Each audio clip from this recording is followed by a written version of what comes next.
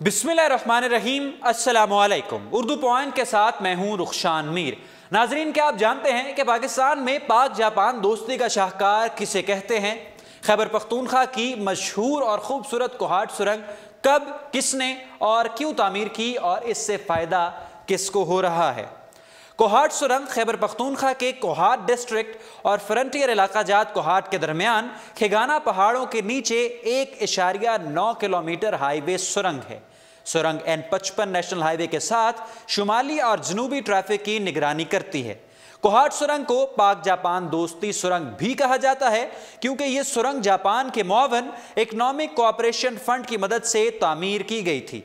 सुरंग की तामीर 1999 में शुरू हुई और जून 2003 में सुरंग ट्रैफिक के लिए खोल दी गई। ये पेशावर और कोहाट के शहरों के दरमियान वाक़े कोहाट पास का मुतबादिल और छोटा रास्ता है। कोहाट सुरंग के जरिए तकरीबन 20 मिनट तक का सफ़र कम हो जाता है। सवाल यह है कि इस सुरंग का बुनियादी फ़ायदा क्या है? इस सुरंग का बुनियादी फ़ायदा यह है कि लंबी गाड़ियां अब इंडस हाईवे को इस्तेमाल कर सकती हैं, जबकि पहले के 180 डिग्री मोड़ की वजह से इस तरह की गाड़ियों के लिए सफ़र करना नामुमकिन के करीब था। यह सुरंग 2008 के आगाज़ में पाकिस्तानी फ़ौज और अस्करियत पसंद तालिबान के दरमियान फ़ौजी तसादुम का मरकज़ भी रही।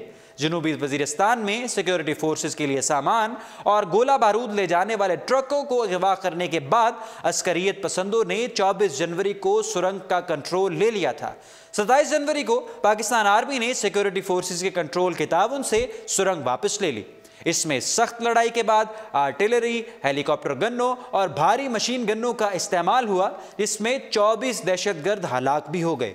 इस मंसूबे की कुल लागत 6,626 लाख रुपए थी और इस मंसूबे को 4 साल में मुकम्मल किया गया था। अब ये सुरंग खोल दी गई है और यहाँ पर ट्रैफिक भी बहाल है। तस्वीर आपने देखी हैं और इस सुरंग को पाक जापान दोस्ती का शाहकार और पाक जापान दोस्ती की एक यादगार भी कहा जाता है क्योंकि ये जापान के इकनॉमिक कोऑपरेशन फंड से इसको तामीर किया गया था।